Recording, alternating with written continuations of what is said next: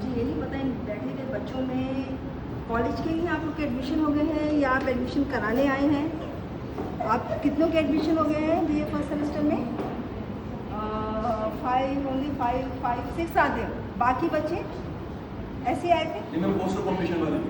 अच्छा, आप poster competition वाले हैं, तो क्योंकि पोस्टर कंपटीशन भी है हमारे यहाँ। तो एनी हाउ, ये सबसे पहले तो सभी को प्रेमचंद जयंती की बहुत सारी शुभकामनाएं।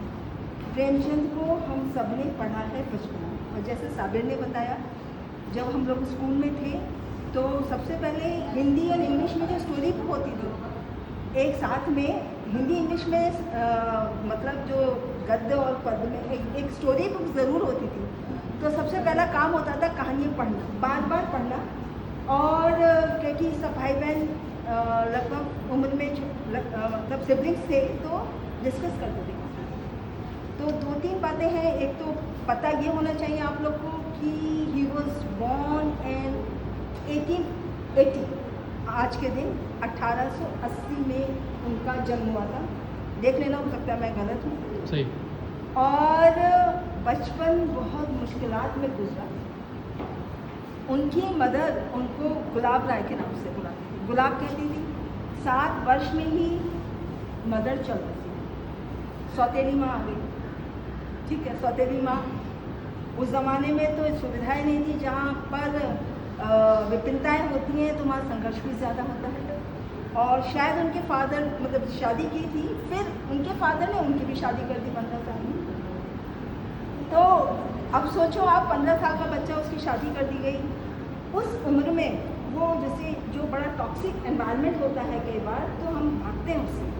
वो भाग जाते थे घर से और जाके किताबों की दुकान पे बैठ के कहानियाँ पढ़ते, लंबे लंबी, क्योंकि उन्होंने फारसी, पर्शियन उनकी लैंग्वेज थी, उर्दू के भी थे। तो उनका कहना चाहिए कि वो एक दार्शनिक बचपन में ही बन गए थे। वो उपन्यासकार थे, जैसा आपने सुना है, उन्होंने बहुत उपन्यास लिखे हैं। और लास्ट उपन्यास उनका कुछ इनकम्प्लीट है, कंप्लीट उपन्यास गोदान है लास्ट, और कंप्लीट कहानी उनकी कफन है। तो वो एक कहानीकार थी, उपन्यासकार थी, विचारक थे और दार्शनिक तो थे ही, रिफॉर्मर भी थे, समाज सुधारक भी थे।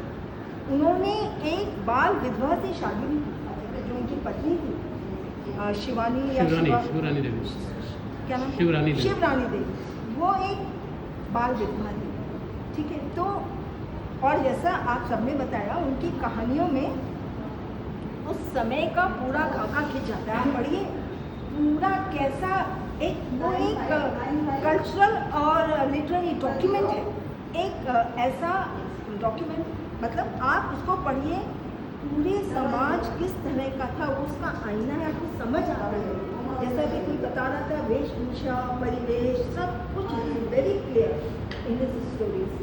तो बहुत सारी कहानी के नाम भी मुझे लगता है बच्चों आपने पढ़ी होंगी, नहीं पढ़ी तो जरूर पढ़िएगा। एक बूढ़ी काकी की कहानी है, और जो प्रासंगिक कह रहे हैं आप लोग, वो आज भी प्रासंगिक इसलिए है। आज हमारे समाज में इतना अकेलापन बढ़ गया है, बुजुर्गों का खास तौर से हम उनको इग्नोर करते हैं, नेग्लेक्ट करते हैं। बूढ़ी काकी वही दिखाती है, लालच है उनकी, जो भी रिलेशन में बहू है, जो भी है, उसको लालच भी है, लेकिन एंड में उसको गिल्ट भी है। पढ़िए बूढ़ी काकी, पढ़िए बच्चों, आप लोगों ने पढ़िएगा। तो आज भी वही है, लालच की तो कोई सीमा नहीं है आज, उस ज़माने में भी नहीं थी, ह्यूमन नेचर है। और हम अपने बड़े बूढ़ों को इग्नोर करते हैं। आप लोग इग्नोर करते हो अपने ग्रैंड पेरेंट्स को, पक्का? उनके पास बैठते हो, उनकी सुनते हो तो बहुत अच्छी बात है, लेकिन उस ज़माने में भी ऐसा था और आज अब बहुत ज़्यादा ऐसा हो गया है। तो सारी कहानियाँ आज भी प्रासंगिक हैं।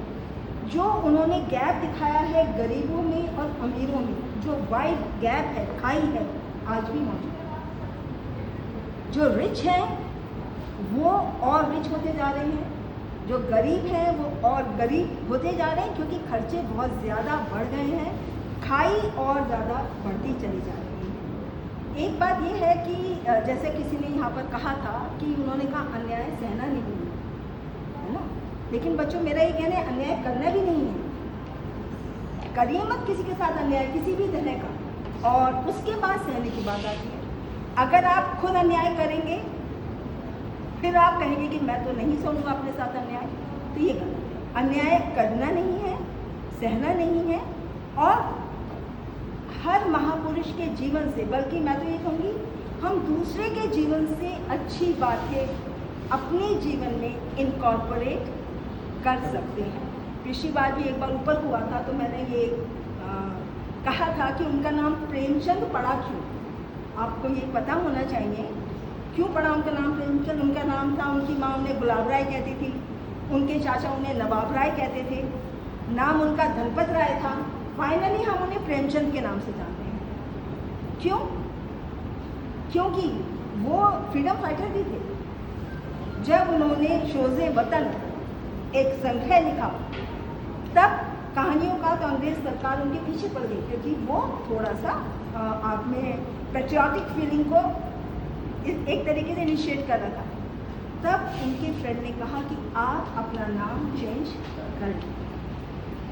अब मुंशी नाम क्यों पड़ा? तो श्रीवास्तव से मुंशीगिरी करते थे क्या कहीं?